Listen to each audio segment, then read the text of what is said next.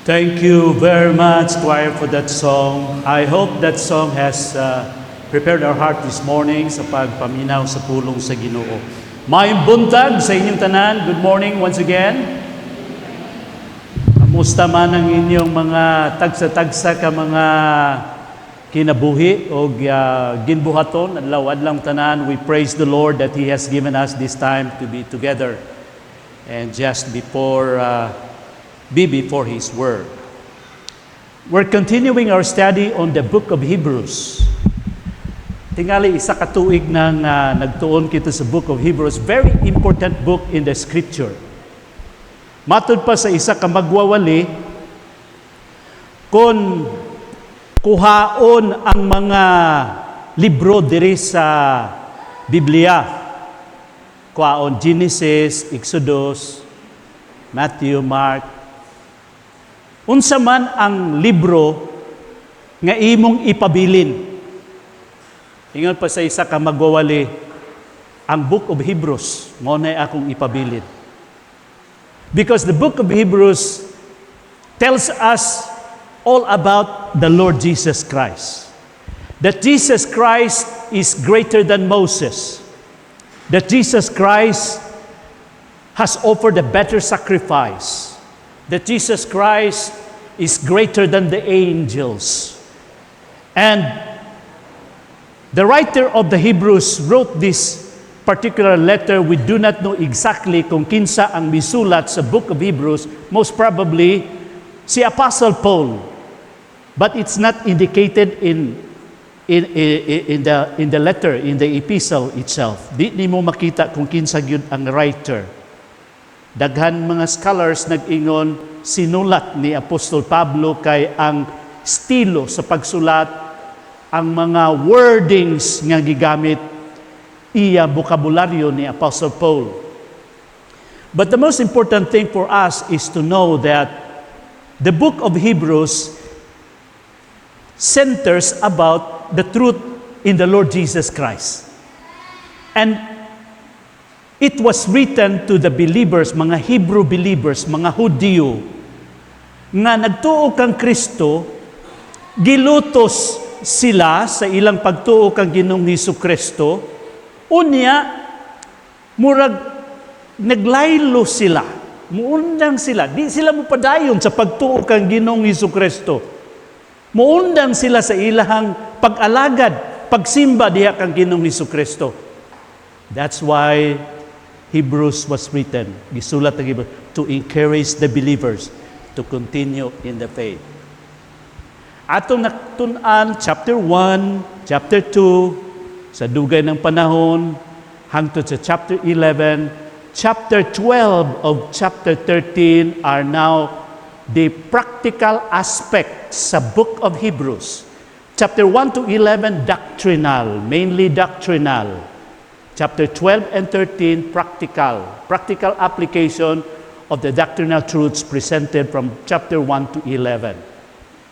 Karon, katulo na nato ning third part sa ato ang pagtuon sa Hebrews chapter 13 verses 1 to 6. Ug ang mensahe giuluhan, life in the kingdom of God. Mutindog kita, and we're going to read verses 1 to 6 sa Hebrews, mga igsuon, so that you will have an idea kung unsa ang naa dinhi sa maong mga bersikulo. Unya, himay-himayon nato ang mga bersikulo dire, ang mga kamatuoran nga naa dinhi, ug ang mga pagtulunan, applications nga buot sa Ginoo atong kinabuhi, mga igsuon, sa atong padayon nga pag-alagad kaniya. Reading verse 1 to 6, responsibly ako mag-una, kamo magtubag.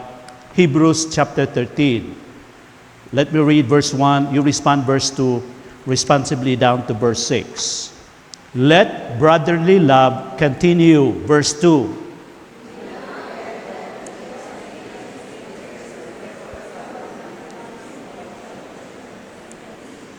Remember the prisoners as if chained with them, those who are mistreated, since you yourselves are in the body also. Verse 4.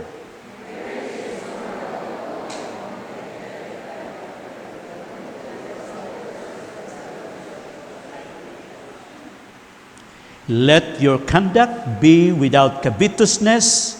Be content with such things as you have, for he himself has said, I will never leave you nor forsake you. Verse 6.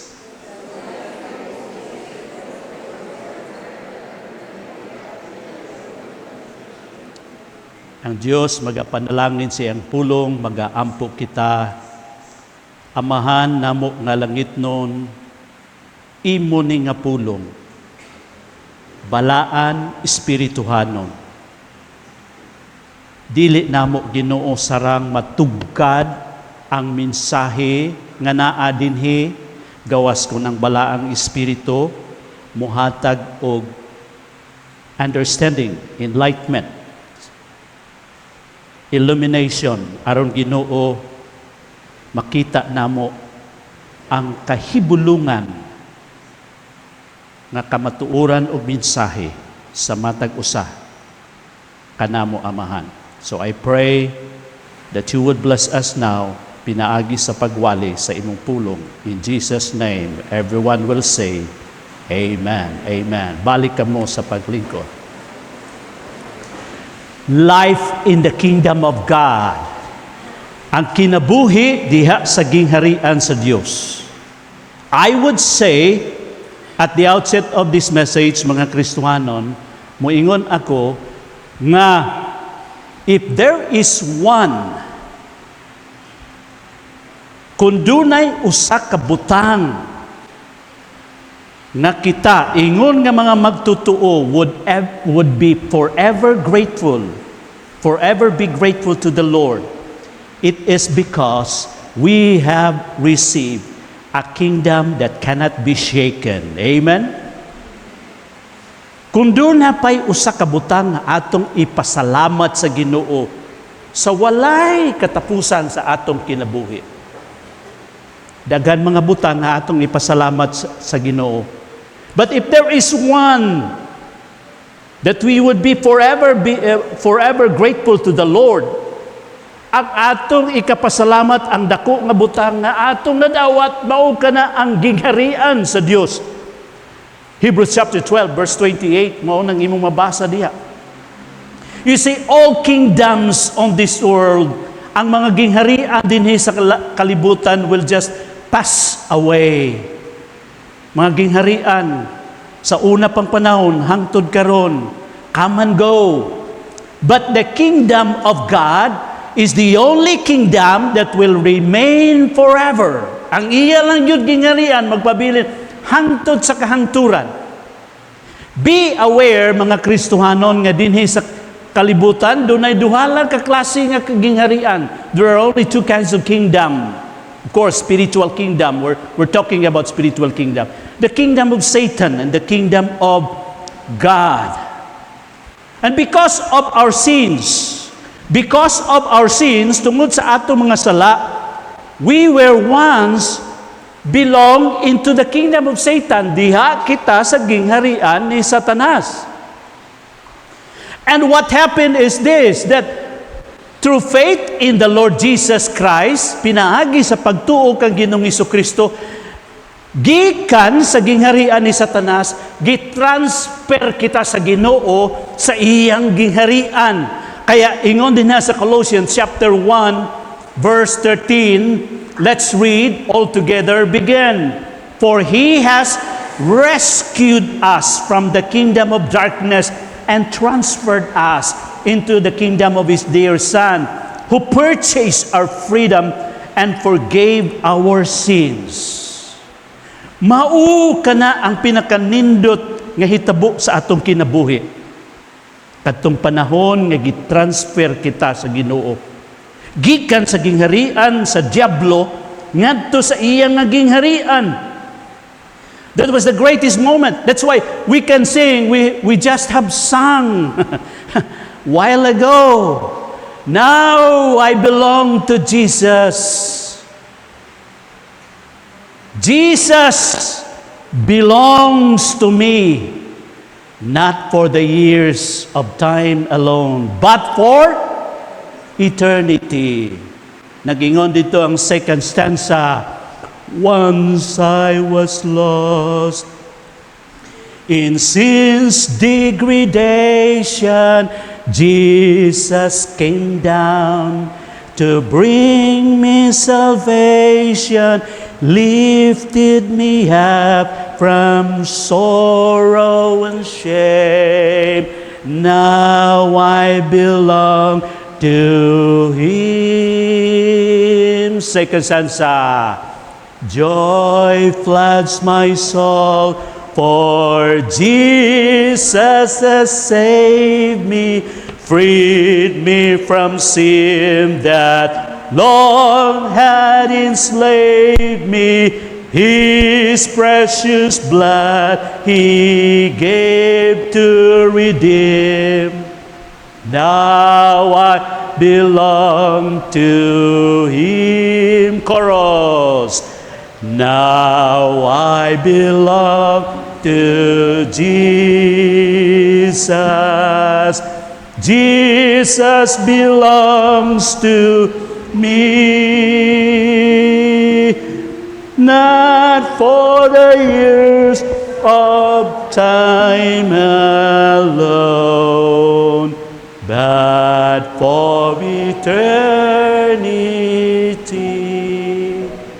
Kinsa sa inyo dinhi nalipay nga maudi ay na akong kahimtangan, pastor. Nasa una diay didto ko sakop ko sa gingharian ni Satanas. Apan gi-transfer ko sa Ginoo sa iyang gingharian pinagi sa pagtuo kan Jesus Christ. Are you happy that you belong into the kingdom of God? Amen. Amen. Yaning mga simana ang investigasyon bitaw sa Senado perting bibuha. Murag dakan mga tao murag nagsunod na diya sa balita, nagsunod sa balita mahitungod sa nagmonitor sa investigasyon sa flood control project kung ang korupsyon nga nahitabo diya sa maong mga proyekto. Dito sa isa ka investigasyon diha tong kontraktor, pinakadako nga kontraktor nga mga diskaya.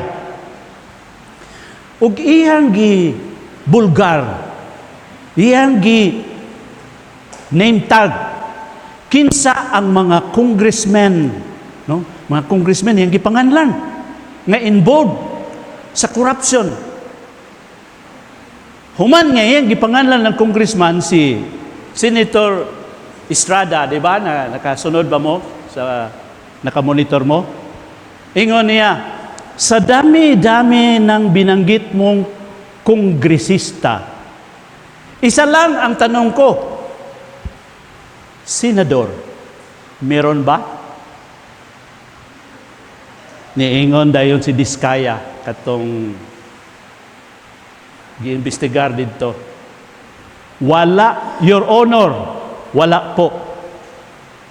Si Senator Marcolita, nga mao'y head sa chairman sa committee sa pag-imbestiga, nag-ingon dayon siya, very well known. Giingnan dayon niya si Jinggoy Estrada, safe ka na. Safe ka na.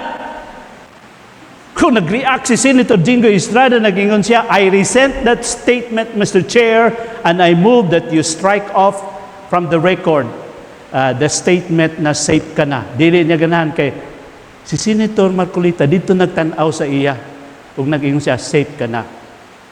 Karon pag abot na dito sa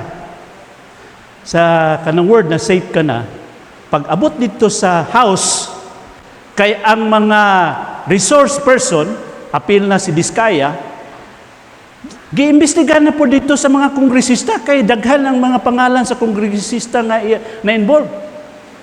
Si Engineer Bryce kaning niya deres Daplin, DPWH nga engineer na murag involved po sa sindikato. Oh. Kuan man cite in contempt ni, gipapriso ni, unya mura gidumtan gyud siya dito sa Senado. Sa dito na siya sa House of Congress na, og siya nag-iimbestigar, Ang iyang statement mauni. Sabi ni Senator Marcolita, si Jinggoy Estrada raw, safe na. Pero ingon ni Engineer Bryce niya, hindi siya safe.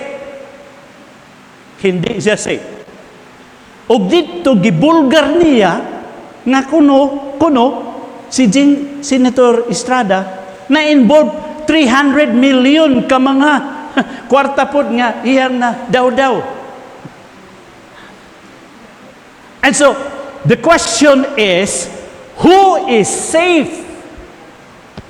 Kinsa man ang safe?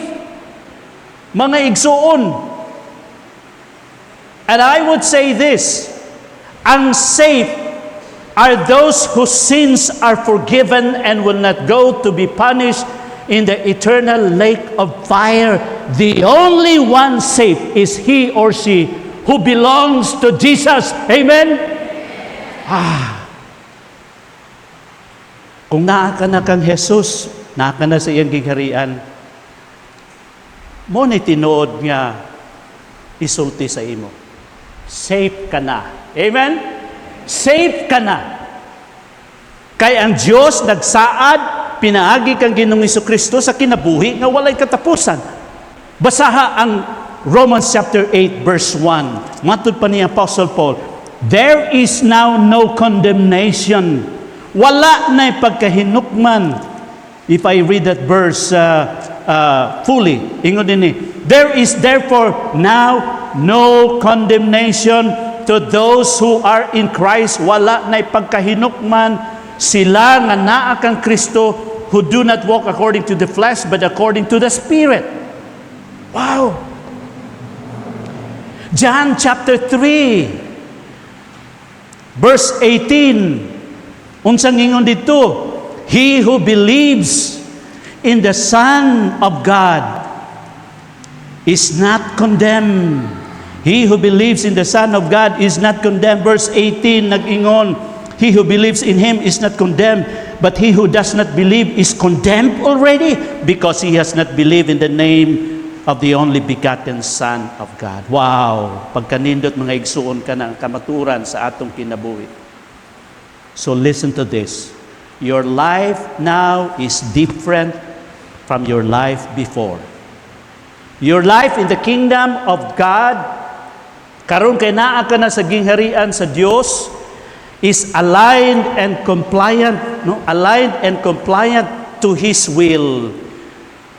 The Lord, as it is written in His Word, niya mga Kristohanon, that you belong in the kingdom of God, you are expected to live a behavior befitting those belonging in the kingdom of God. Nindot kayo na, nga naanat ta sa gingharian sa Diyos.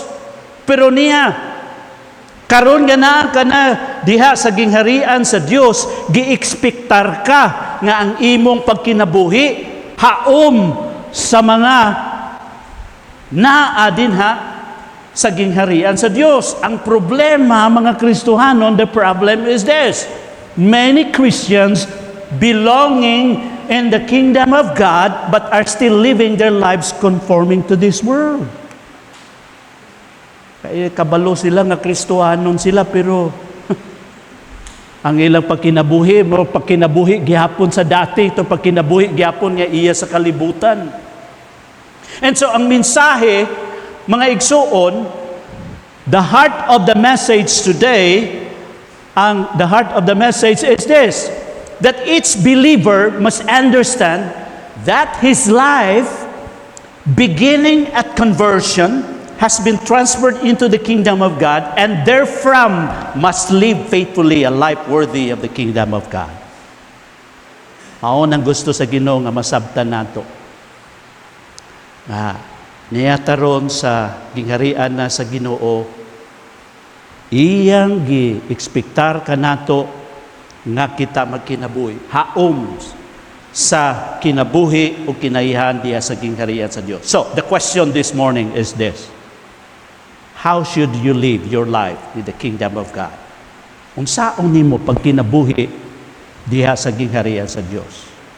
Miyaging Domingo, sa isa ka Domingo sa miyaging Domingo atong Katunan, number 1, our life in the kingdom of God should be lived by loving the brethren. That's in verse 1. Let brotherly love continue. Karon nga naa ka na sa gingharian sa Dios ang ang kabubuton sa Ginoo sa ato nga atong higugmaon ng atong Kristohanon.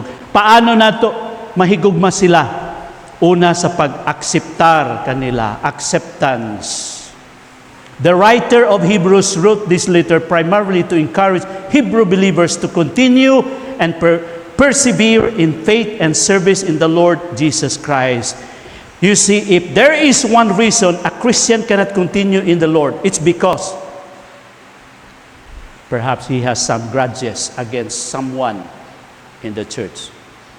Kung napay isa kahinungdan nga di makapadayon ang usa ka Kristohanon sa pag-alagad, sa pagsimba, kanang nasa grudges, nasa kasuko, nasa bitterness. Dunay usa ka Kristohanon dito sa Balay-Balay, nag-istorya sa ako, siya nga, Pastor, ako sa una, faithful kay ko magsimba, kada Domingo na ako din sa church, pero karon ning undang nako pagsimba, nako nga naman Brad, undang man nimo imong pagsimba sa Ginoo. Ingon siya, kay kun kanang tawhana, Pastor, makita nako sa simbahan, dunay tawo nga iyang kaligut-gutan. Ambot unsang iyang kasuko sa isa ka tawo. Doktor man tong iyang gikasukan. Nagproblema siya kay nasa gibati, unya giingnan siya sa doktor, wa man kay sakit. Sa unang-una ra nimo na. Perti niyang sukuha sa doktor. Ngano mingon siya nga sa unang-una ra nako nga na magigoy gibati. So wala siya gitambalan sa doktor. Lagot kay siya sa doktor, siya nga every time makita nako ng doktor diha sa church, di ko ganahan magsimba o dili niya ma-accept. Di niya ma-accept. Pero nag-ingon ang Romans, si Apostle Paul, accept one another as Christ has accepted you. And then not only we accept our brothers, but also we need kining gitawag nato nga assistance, no? Pagtabang assistance, no? Pagtabang nato through hospitality, empathy, solidarity. That's in verse 2 and 3. Mao na nga itong gitun-an. Niyatong isa pagyud ka Domingo. And last Sunday, we also have learned that verse 4, let marriage be held in honor among all, and let the marriage bed be undefiled, for God will judge the sexually immoral and adulterous. How can you live your life in the kingdom of God? Not only by loving your brethren, higugmaon imong isig Kristohanon, ikaduha, by lifting up marriage. Ang atong society, ang atong sosyudad karon mga igsuon has a low view of marriage. Para sa ila dili na importante ang kaminyoon. Para sa ila, ang kaminyoon, pwede na sa lalaki o lalaki, babae o babae. But you see, niya mga Kristohanon, when our relationship with our spouse is not good, open the knot, lisod magpadayon sa pag-alagad sa Ginoo. Adunay Kristohanon nga nagsimba diri sa una, karon ambot kung asa na sila, sana sila nga lugar. Pero grabe tong mag-asawa. Simba. Every time, awayon gyud silang duha ba? Bisag adlaw Domingo, human sila simba diri, inig-uli nila, magsakay silang sakyanan. Sa sakyanan pa lang pauli sila gikan simbahan. Manggiaway na silang duha. Sige na sila glalis. Wala gyud nakapadayon ang ilang kaminyoon. Labaw sa tanan, wala nakapadayon ang ilang pag-alagad sa Ginoo. Kaya alagaan nato atong kaminyoon, atong palanggaon, ang atong mga asawa, inyong mga asawa, inyong palanggaon, inyong mga bana, inyong palanggaon. Amen? Huwag yun ni-amen ba? Oh. Amen. Murag pinugos na lang, kay gisiko naman siya sa iyang asawa. Pag-imin po, dira. Ug kining society nato para sa ila is not important.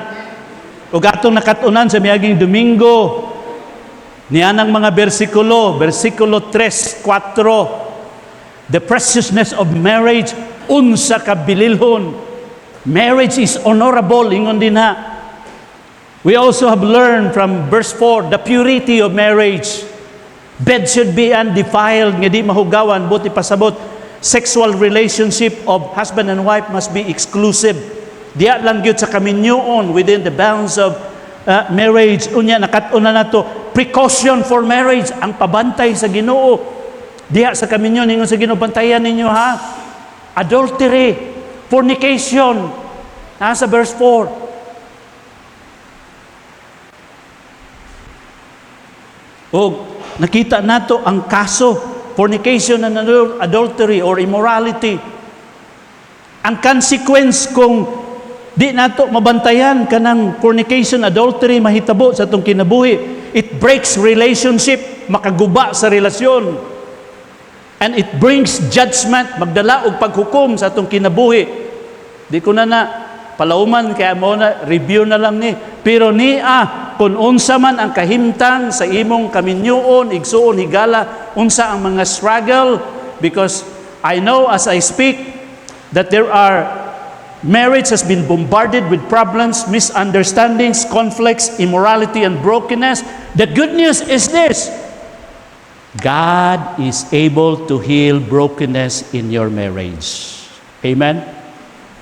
And He is powerful to give you healing and restoration, forgiveness, cleansing, strength, and grace for a new beginning. Let me go to the third this morning.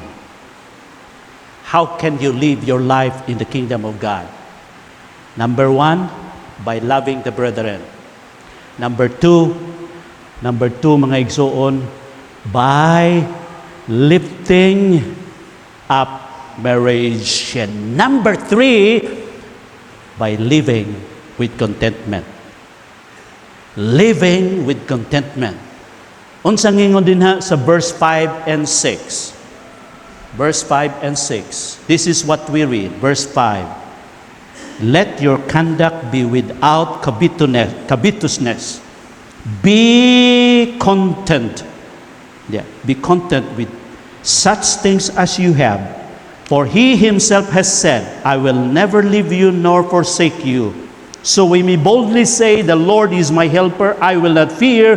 What can man do to me? Dinhi kita karon makafocus mga igsuon nining duha ka bersikulo 5 ug 6. Nga ang pagkinabuhi sa gingharian sa Dios, paghigugma, pinagi sa paghigugma sa atong isig kakristohanon. Kung wa ka nahigugma sa mga Kristohanon, basig di pa ka Kristohanon. Ang pagbili sa atong kaminyoon ug ang ikatulo, ang pagkinabuhi nga dunay pagkontento. We see, to live a contented life according to the Bible is to trust in God's provision. Let's read. Kita tanan palihog. Important nga summary nako sa point. Ready, begin.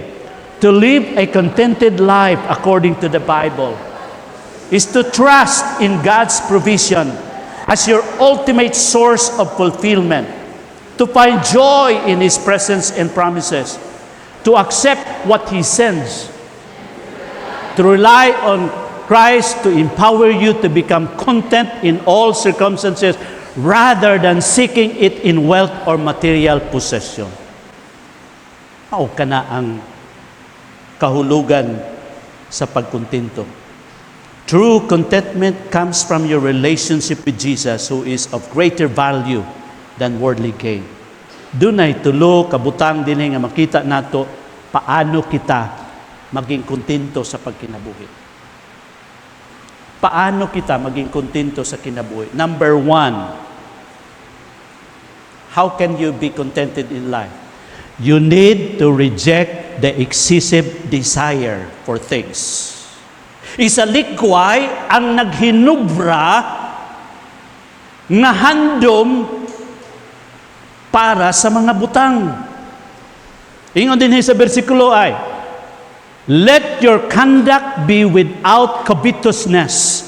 Sa English Standard Version nagingon dito, keep your life free from love of money. Sa New Living Translation nagingon dito, do not love money. Don't love money. So, let your conduct, ang inyong mga kinabuhi, ang inyong gawi nga walay pagkahakog, covetousness. Unsa man ang covetousness? Covetousness is a strong desire to have that which belongs to another. Kanabang gusto nimong na sila, kung mapalit sila bag-o nga TV, palit po kag TV. Kung makita nimo imong silingan, nagpalit og bag-ong sakyanan. Gusto sad ka nga na imong bag-ong sakyanan.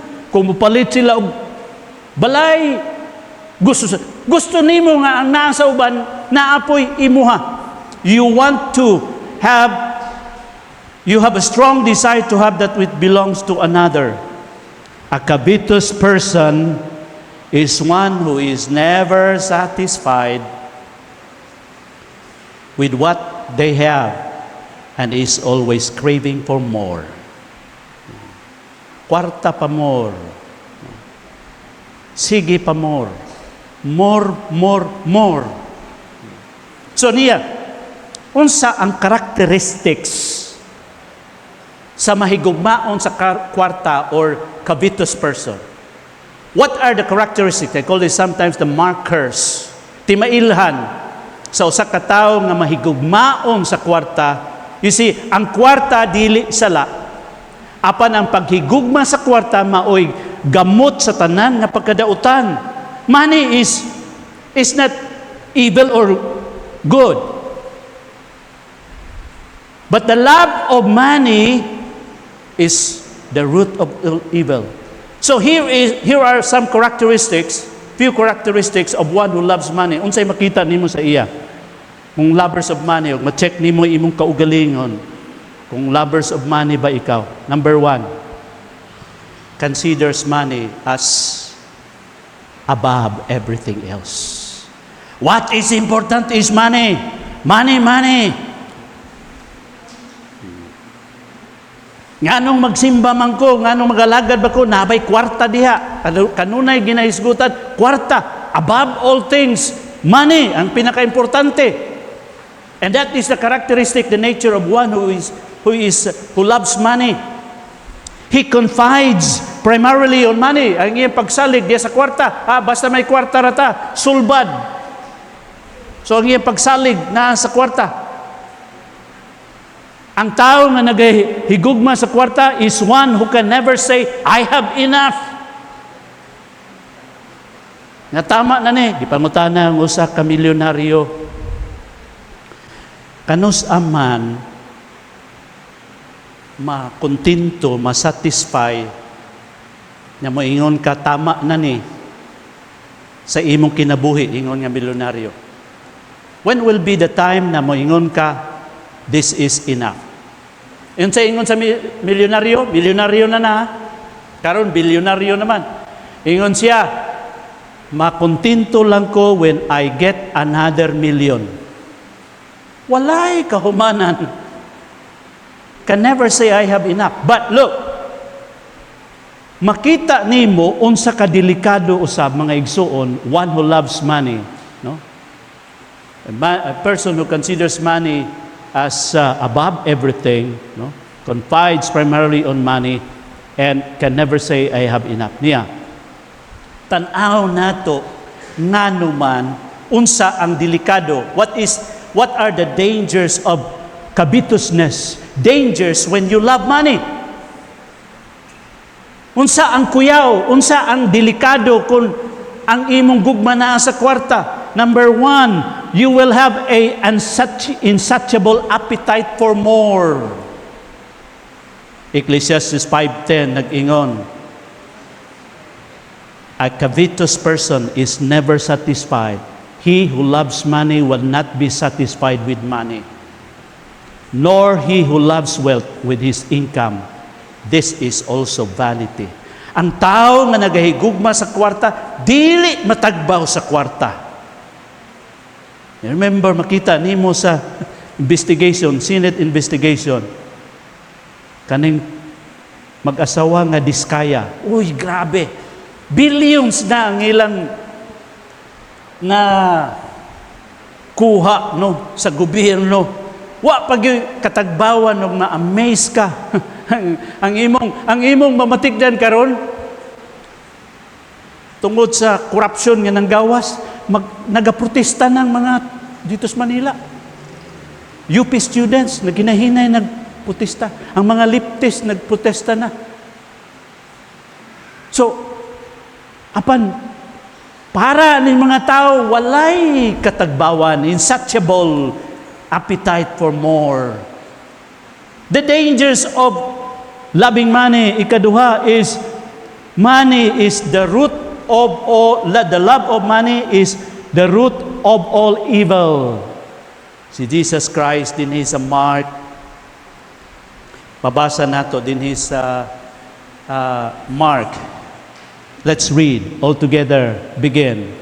For from within, out of the heart of men, proceed evil thoughts, adulteries, fornications, murders. Verse 22, thefts, covetousness, wickedness, deceit, lewdness, and evil eye, blasphemy, pride, foolishness. You know, mga igsoon, nadi ang word na covetousness. That's the love of money. Og makita nimo, ang akong na-obserba diri mga Kristiyanon mao kani, that the love of money is what motivates people to lie, to steal, to cheat, to gamble, to embezzle, and even murder.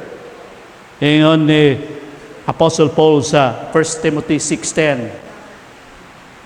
Godliness, for the love of money is a root of all kinds of evil, for which some have strayed from faith in their greediness and pierced themselves through with many sorrows. Ang gugma sa kwarta, the love of money is what motivates people to lie, to steal, to cheat, to gamble, to embezzle, and even murder. Di ba? Root siya. Ang gugma sa kwarta mo na hinungdan nga mamakak. Mupatay ang tao tungod lang sa kwarta. Manugal ang tao tungod lang sa kwarta. Mangawat ang tao tungod sa kwarta. Mga igsoon, so makita nato nga ang gugma sa kwarta mao ang hinungdan, mao ang gamot sa tanan nga pagkadautan. Ug makita nato no ang Diskaya family. Matod pa sa report, 40 ka mga luxury cars. Ang isa niya nga car, Rolls Royce, mobalor og 42 million. Isa lang na kasakyanan. Ang uban nga sakyanan, tag 11 million, tag 8 million, grabe ka mga mahalon. Pero makita nimo ang point na ko din ni mga Kristohanon nga kung naa ang gugma sa kwarta, dili lang kana mao nga sala. The mother of many sins. Kung makakita kag isa ka kubra, dili na isa ka kubra, napa na siya'y igsuon, napa na siya parinte, napa na siya igagaw, kay pamilya na sila. Kung ang tao dunay kinaihan sa pagigugma sa kwarta, dili lang pagigugma sa kwarta na sa iya, tingali bakakon sad na siya, tingali kawatan po na siya, tingali sugarol po na siya, tingali look at what had happened dito sa mga tao nga asa nila gigasto ang daghan sa ilang kwarta dito sa investigasyon, nagkasino. Katong mga engineer,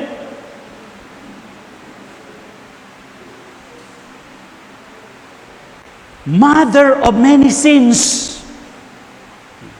And then, The danger when you love money, not only that, but also you become apathetic with spiritual things. Unsang bot ipasabot. Sa Luke chapter 12, verse 13 to 15, mabasa nimo din ha, na si Jesus Christ, sa daghan, taliwala sa daghan mga tao, nga dito nagpaminaw sa iyang pagtudlo. Kung nagtudlo si Jesus Christ, mahitungod sa mga langitnon o espirituhanon nga mga butang. Mahitungod sa pagpasaylo, mahitungod sa pagsulod sa gingharian sa langit. Apan sa dihang, samtang nagatudlo si Jesus Christ sa mga katawhan, sa mga espirituhanon nga butang, miduol kaniya ang usa ka tawo. Ug nag-ingon kang Jesus, Jesus,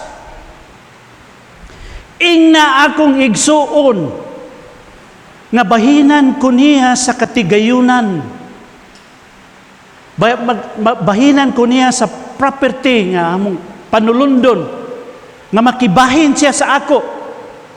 Unsay ingon ni Jesus Christ, kinsa may naghimo kanako nga judge o arbitrator. And the Lord Jesus Christ said in the next verses, nagingon siya, ang kinabuhi sa tao wala nagadepende sa mga butang nga iyang naangkon sa iyang life does not consist on the things that he possess. Can you imagine?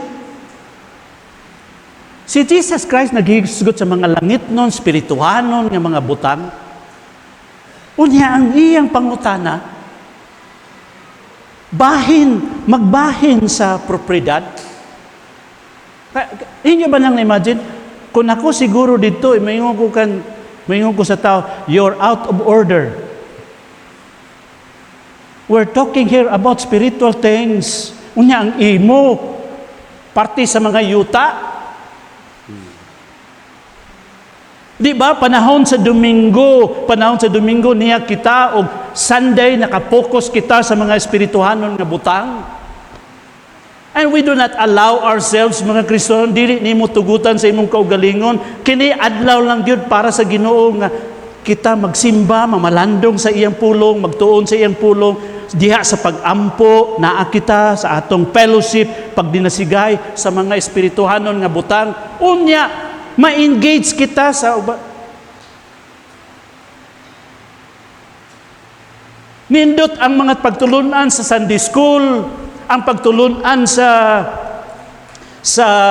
mensahe, pero paggawas nato ang gihisgutan nato politika, negosyo, dili man nadautan na may panahon para ana. But look, kung ang ato di ay gugma na asa kwarta o sa mga butang, we become apathetic, we become indifferent with spiritual things. Ang mga espirituhanon nga butang, murag dili na mudulot, dili na mutuhop. Kay napuno na nga itong unahuna nga material, kwarta lang. Delikado, mga igsoon. Not only that, dangers when you love money is also the hindrance to serve God. Babag sa pag-alagad sa Ginoo. Matthew 19:24, unsang mabasa ka nato dito, mahitungod sa taong dato. Niingon kining taong dato, niduol kan Jesus Christ. Jesus, what must I do in order to inherit the kingdom of God? Unsang buhaton nako aron makapanunod sa gingharian sa langit?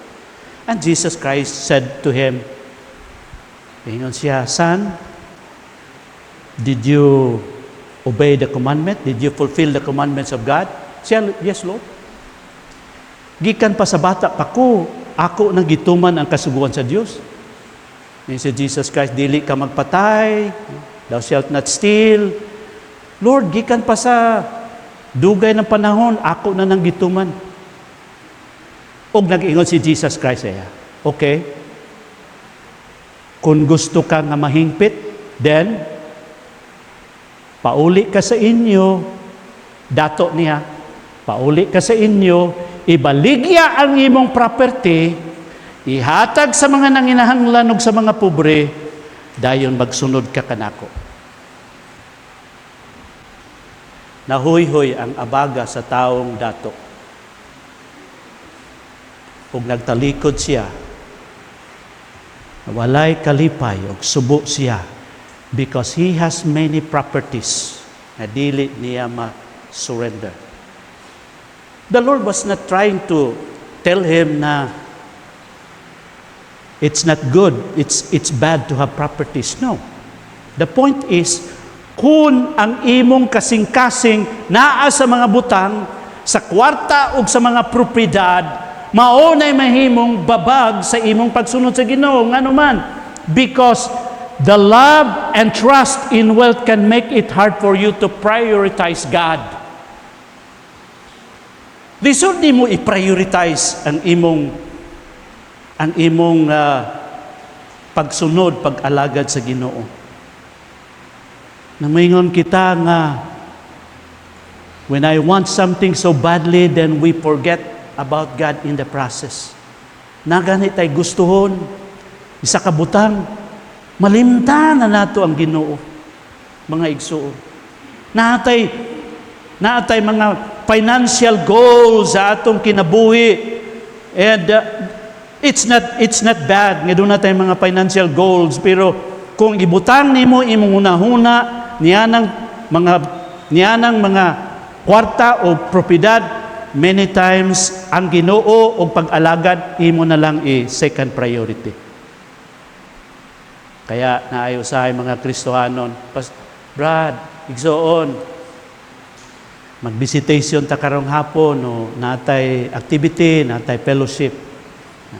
Busy pa, pastor? Na ako'y transaksyon karon, di ba? Ma-imagine mo na, dili nimo. Priority ang Ginoo. Ang priority nimo ang butang nga imong gihandom sa imong kinabuhi. Prioritizing money makes it a rival to God for your devotion. Kaya tawag sa Ginoo sa covetousness, the love of money is idolatry. Because the money now has become hindrance. The money now has become a blunder.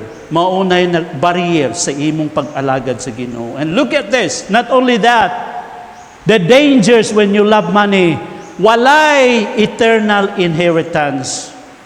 Ephesians 5:3, nag-ingon dito si Apostle Paul, for a greedy person, no? Their desire for possession becomes their object as worship, a form of idolatry that excludes them from God's eternal inheritance. Siya nga kabitos, ingon dito sa verse, had no inheritance in the kingdom of God. Walay panulundon, walay dili makasulod sa gingharian sa Dios. Ingon si Apostle Paul din sa isa ka verse, no? Timothy 6:6. Let's read. All together begin. Now, godliness with contentment is great gain. Versikulo 7. For we brought nothing into this world, and it is certain we can carry nothing out. Verse 8. Having food and clothing, with this we shall be content. And verse 9. But those who desire to be rich fall into temptation and a snare, and into many foolish and harmful lusts, which drown men in destruction and perdition. Dunay usa ka tao. Let me show the picture here.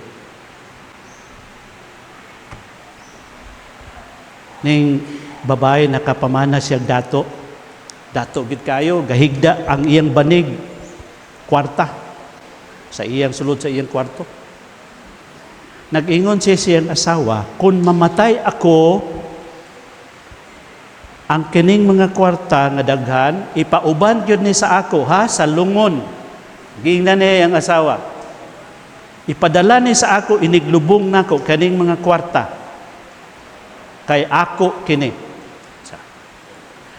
Sa dihang namatay na siya, lubong na siya, dito na sa lubong. O before sila nagpalubong sa tao nga, sa dato nga namatay, Ang friend sa asawa nangutana, di ba nag-ingon to imong bana na ang iyang kwarta butang gyud nimo sa iyang lubong? Naa ba diha ang kwarta? Ingon sa iyang amiga, ingon sa iyang ingon sa asawa. Ang akong gibutang dira, ang iyang kwarta, ingon pa niya, gideposito nako sa bangko. O gimuan ako tseke. Og akong gibutang diya sa iyang kuan, diya sa iyang kabaong, diya sa iyang lungon. Tseke, kung mapa-encash na niya, ana mayo.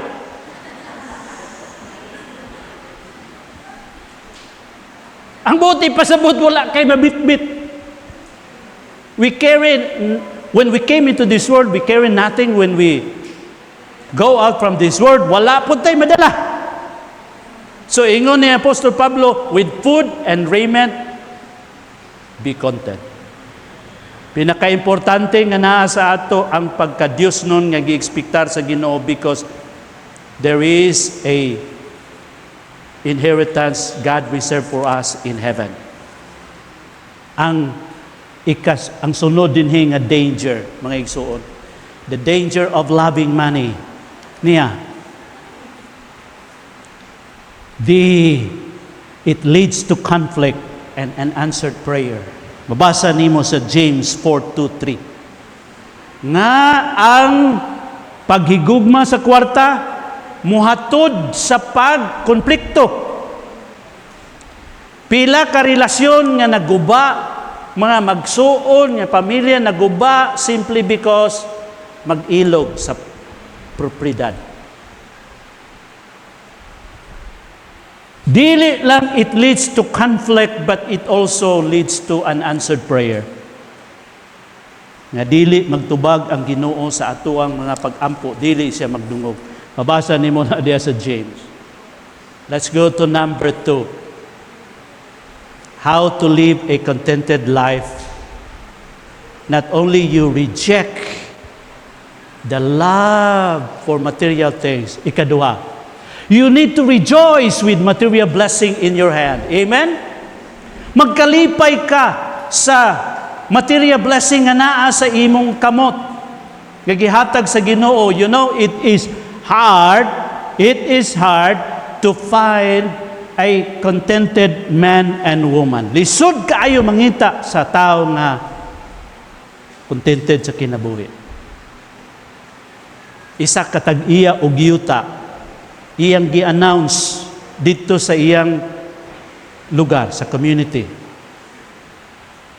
Akong ihatag, matod pa siyang announcement, akong ihatag ang akong lapad nga kayutaan sa usa ka tawo nga dunay pagkontinto sa iyang kinabuhi. If you think you are contented in life, then I will give this land to you. But pila ka tao ka nag-adto, pero dunay usa ka taong nag-adto, iyang i-claim, Sir, ako na imong yuta, sir, sa ako na nimo na ihatag kay contented ko nga pagkatao, contented ko sa akong kinabuhi.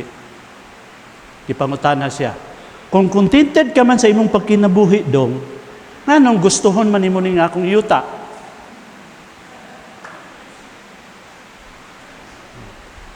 Kung contented man ka, ngano nga gusto ka man na niya akong yuta? Kontento na magkaga sa imong kinabuhi. It's very hard to find a contented person, mga igsuon o But the cure of covetousness is contentment. Di ba mo na problema dito? Your conversation without covetousness. O ang tambal sa kanang pagkahangol, greedy, is contentment, being contented. And who is a contented man, we ask? It is one who is grateful and happy with what he has in his hand, satisfied with what he made, and generous to those in need. Tanawaran ninyo na. Kitsa man ang contented nga tao, ang tao nga mapasalamaton, malipayon siya sa mga butang nga naa sa iyang mga kamot, o satisfied siya sa iyang nahimo, Generous siya ngadto sa uban sa ilang mga pagpanginahanglan. Dunay usa ka panultihon. Si Judge Grahida. There was one time nga naglingkod ko tapad niya. Kung yun, bright yun na pagkatao. Na siya saying nga, wa yun na ako malimtan gikan sa among pag-istorya. Ingon niya sa iyang istorya, the bird in your hand is better than the 100 birds in the sky. Malandong ko ba? Pasabot ato The bird in your hand is better than the 100 birds in the sky. Kung saan man mo ng 100 birds diya, nalupad na sila. Ang isa nga nasa imong kamot, mas maayo na kaysa daghan nga langgam nga nasa, nga wala sa imong kamot. So ang buti pasabot, nga ang nasa imong kamot, mo'y pinakamaayo nga panalangin sa Ginoo sa imong kinabuhi. Amen? Nga maghandom ka nga, uy, mas maayo itong nasa ila. No. The bird in your hand is better than the 100 birds in the sky. Gwapo nga. Panutihon, o di na ko malimtan ang iyang linya. Cultivate contentment in your life. You need to cultivate contentment in your life. Contentment is rooted in trust in God's sovereignty and goodness as seen in Psalm 23:1. Diba? Kanang pagkontento, rooted na sa iyong pagsalig diya sa Ginoo sa iyang kaayo. Unsang ingon dito sa Psalm 23:1? The Lord is my shepherd, I shall not want, or I lack nothing. Wala na ko'y kulang pa. Kumplito na ko nga ang Ginoo, mao ang akong magbalantay. And so we are to cultivate contentment, mga Kristohanon, sa atong kinabuhi. And we are not only cultivate contentment, but store up heavenly treasure. Kabaw ka ng tao nga ang gugma niya na sa butang o sa kwarta, dili mangin generous. Dili ka mangin giver o generous ko ng imong kasing-kasing na adya sa kwarta o sa kabtangan. Anong ako maning ihatag? Pero ingon din na ni Jesus Christ, lay up your treasures up in heaven. Matthew chapter 19. Si Alexander the Great, no? Alexander the Great, conqueror. Daghan na kayo mga gingharian o mga nasod nga iya gidaog. Nga nag-abot siya sa punto nga wala na'y nasod nga wala pa niya na kanker. Gikangker ginatanan. So daghan na siya og gisakop, daghan na siya kabtangan.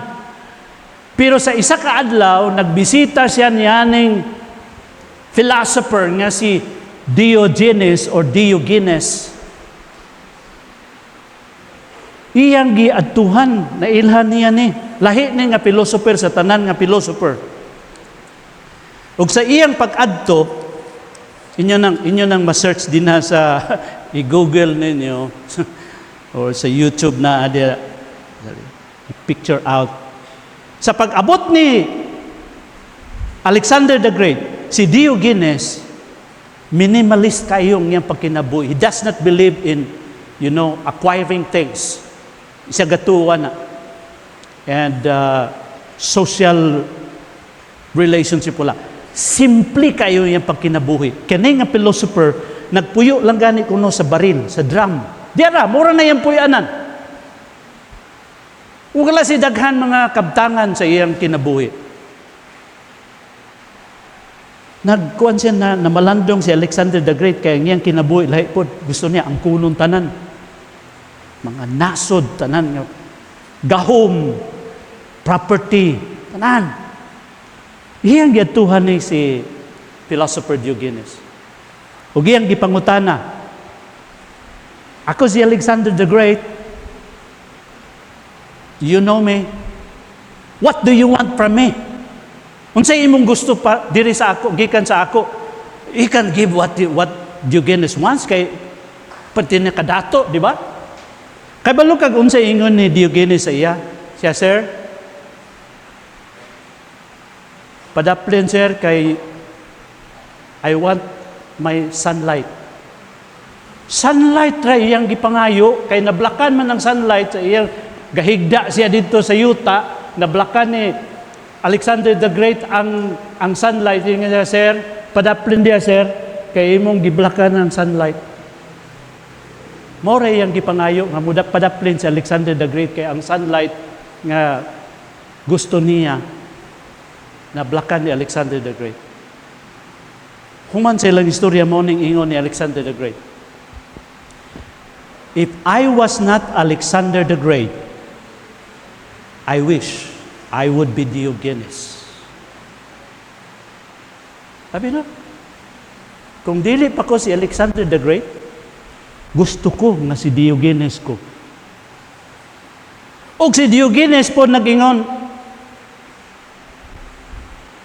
if I were not, ingon siya, I am Diogenes, and if I want something in life, I want to be Diogenes. Maura gyud gyapon.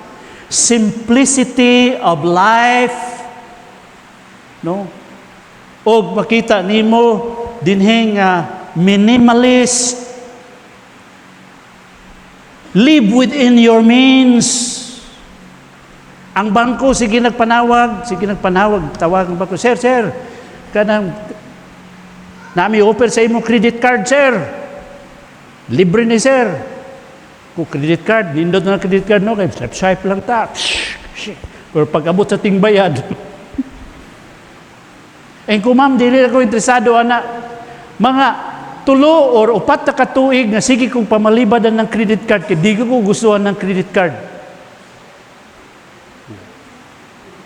Kung unsang nasa ako, namora po na akong gastuhon. Na ako'y debit, kung unsa lang na diya sulod sa imong kuwan, namora na. Credit, up to sky is the limit kung gustuhon nimo. Live within your means. Maski si Jesus, unsa ingon ni Jesus? Foxes have holes, birds have nests, but the Son of Man has nowhere to lay on his head. May pang mga milo, kaya na sila bangang, mga langgam, na sila mga salak, pero ang anak sa Diyos, ang anak sa tao, ingon siya, wa gane unlan, maski unlan katungtungan sa iyang ulo. Minimalist, live within your means. And lastly, mga igsoon, dinhi kita mag-end. How to live a contented life? Reject the love of money or material things. Rejoice with what you have. Be thankful with what God has blessed you materially. Og ikatulo, rely on the promises of God. That's in verse 5. Look at the verse. For God has said, never will I leave you, never will I forsake you. Wow, pagkanindot. God promised His presence, and when you have the presence of God, then you also have His provision, you also have His protection and power. Girecite nato ganihang Psalm 23. You have everything with God. Tanan nimo nga panginahanglan, mga panginahanglan nimo. True contentment is not in material things, but in the assurance of God's presence and provision. Wala na diya sa material. Kundili naa na diya nagadepende sa presensya, sa kasiguruhan nga ang presensya sa Dios nag-uban kanimo. Unsa ang pagkinabuhi diya sa contentment? Hingon ni Apostle Paul, let's read these verses, last nga mga verses. Ready, begin. Not that I am speaking of being in need, for I have learned in whatever situation I am to be content. I know how to be brought low, I know how to abound. In any, all right, sunod the verse. In any and every circumstance, I have learned the secret of facing plenty and hunger, abundance and need. Verse 13, I can do all things to Christ who strengthens me. Ini Paul, pinobre, kabalo ko magpinobre. Kadagaya, kay balo po ko magkinabuhi des kadagaya. Sa tanan nga circumstansa, whether in full and in hunger, abundance and in need, I can do all things through Christ who strengtheneth me. I can do all things through Him. Mahimo nato ang tanan. So niya, contentment therefore is not a passive resignation but an active trust in God's perfect plan. And when we rely on the promises of God, we will be able to live confidently and courageously. Ingon diya sa verse 6, I am not afraid. I am not afraid. We can boldly say, the Lord is my helper. I will not fear. What can man do to me? Ang Diyos mao ang akong magtatabang. Living with contentment. Unsay buhaton? Number 1, you need to what? Reject excessive desire for things. Number 2, you need to rejoice with material blessing that is in your hand. Be thankful to the Lord. Number 3, you need to rely on the promises of God, that God will never leave us. His presence will be with us. His provision and protection will be upon us. And as we end this, mga Kristohanon, dunay usa ka engineer dito sa Pantukan 10 years back. Kini nga engineer, nakapangasawa, nahimo sila nga mga Kristohano na membro sa simbahan dito sa Fundamental Baptist Church. Istorya sa ako si Pastor Jim. Po, Pastor Jim, kamusta naman to si engineer? Si engineer, di ko lang panganlan, si engineer, sa pagsugod niya sa iyang career, he was so successful. Daghan siyang mga project, and later on, nahimo siyang provincial administrator.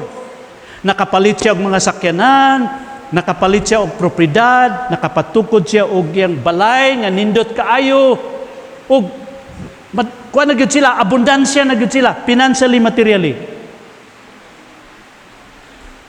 Sa iyang pagpangalagad sa Ginoo, isa ka butang, sa dihang naglambo na siya sa material, pinansyal, ang iyang pag-alagad sa Ginoo, nagkahinay-hinay o kabugnaw, nagkalaay, panagsa na lang siya makasimba. Wala na siya gapil sa fellowship. Later on, gikontra pag yun ang pastor.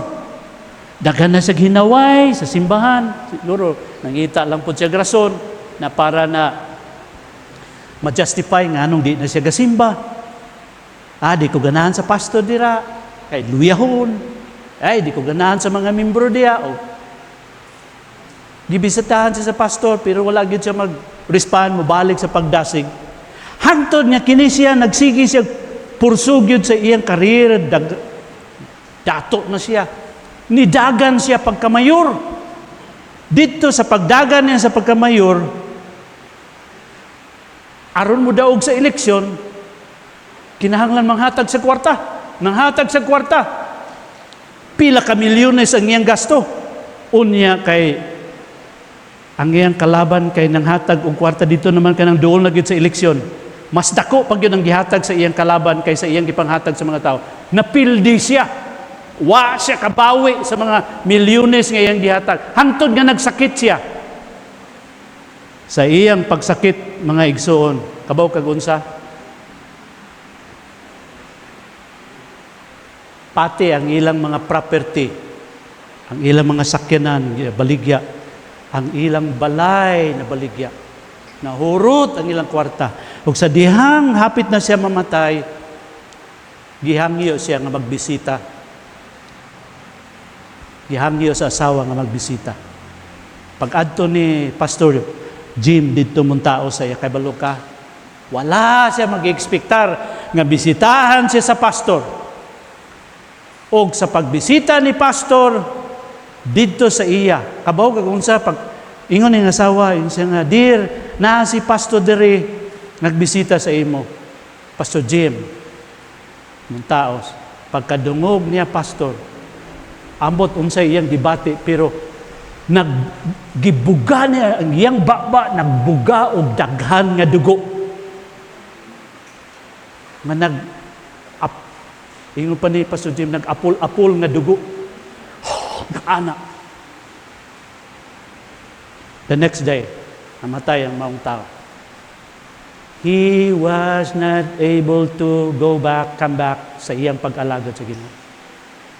Ang iyang hunahuna nga naa sa butang, materialis, he wants more and more and more, makes him indifferent with spiritual things. But is in his final hour, nagibisitahan siya sa pastor. Dili siya komportable. Dito namatay siya. Unsa ka miserable ang atong kinabuhi if we are not contented in life. You are in the kingdom of God. I am in the kingdom of God. God wants us to live in His kingdom with a life of contentment.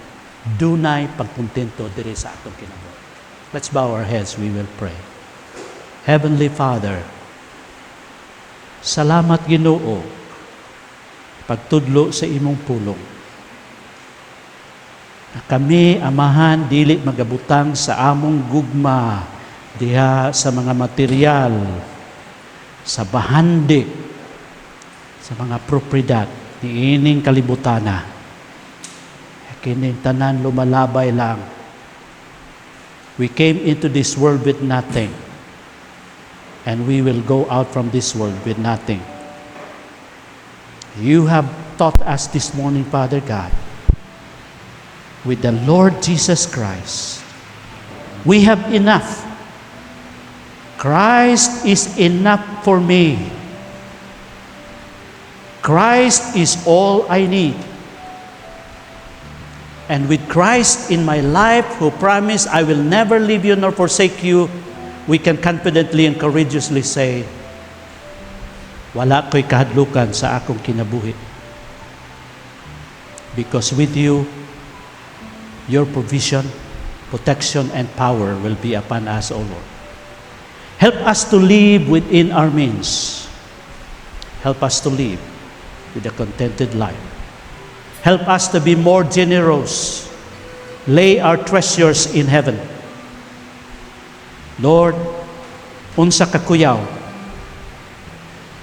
kung ang among kasing-kasing nahigugma sa mga material nga butang nining kalibutan. Miingon si Apostle John, he who loves the world, the love of the Father is not in him. May you bless these words to the hearts of your people. And even as we now come to worship you, pinaagi sa offerings. This is our prayer. In Jesus' name, everyone said, Amen.